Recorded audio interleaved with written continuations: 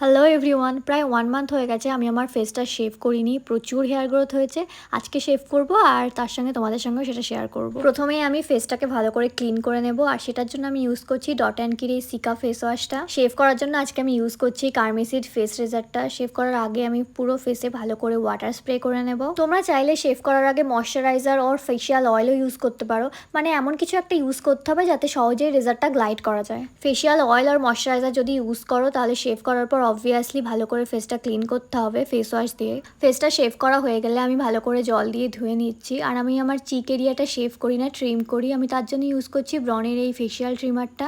আর এবার আমি ইউজ করব টোনার। আমি ইউজ করছি আমার ফেভারিট টনিমলি রোন্ডার মোচি টোনার। যেহেতু আজকে ফেসটা শেভ করলাম, কোনো সেরাম ইউজ করব না। আমি ইউজ করছি ডট অ্যান্ড কির বেরিয়ার রিপেয়ার ময়শ্চারাইজার। তারপর একটা লিপ বাম, লানেজের লিপ বামটা। এটা আমার ফার্স্ট লানেজ লিপ বাম। তো এটাই ছিল আমার শেভিং রুটিন। সব প্রোডাক্টের লিঙ্ক আমি কমিউনিটি পোস্টে দিয়ে দেবো, প্লিজ চেক করে নিও। টাটা।